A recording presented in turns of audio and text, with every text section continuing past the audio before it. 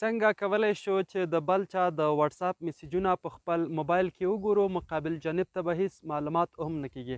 سلامونه ګرانو لیدونکو، په دغه ویډیو کې به زه تاسو ته دغه مکمله طریقه در وښیم، خو تر دې دمخه که چېرته زما په چینل کې نوي یاستئ، زما چینل تاسو نه سبسکرایب کړی نو دا در سره سبسکرایب کړئ، د زنګ بټن یې فعاله کړئ تر څو زما هره نوې ویډیو تاسو ته په وخت سره در ورسیږي.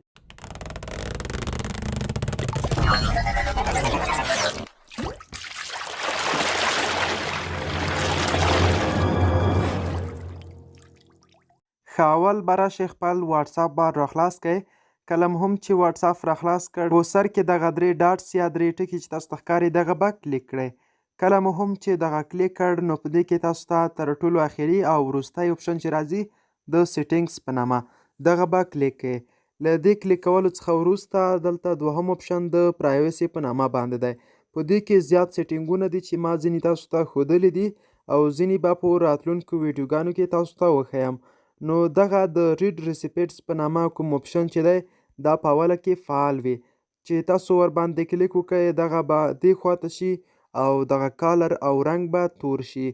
نو بیا کله هم چې تاسو ته څوک مسیج کوي تاسو به یې هغه ګورئ خو دوی ته به هغه معلومات نه کیږي. اوس مثال تاسو ته زه ښایم، په دې کې دغه مسیج ما ورته کړی دی د یولرنا ته، نو په دې کې دوی دغه کتلی دی، تاسو ته ښکاري دغه 2 خطونه چې دي دغه شنه شوي دي. نو که چیرته دغه اپشن دوی ورباندې بند کړی وای نو بیا ماته معلومات نه کېدل چې دغه میسیج دوی کتلی دی او که نه، خو اوس ماته دا معلومات کیږي چې دغه میسیج چې ما د یولرنا ډاټ کام ویبسایټ ته کړی دی د دوی واتساپ نمبر ته، نو هغه دوی کتلی دی او دغه اپشن چې دی دوی ورباندې فعال ساتلی دی.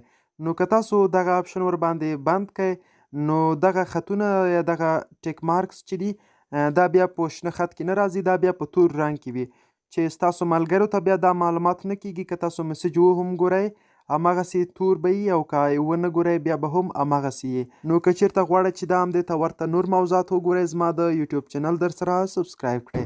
تر بلې ویډیو مو په الله سپارم.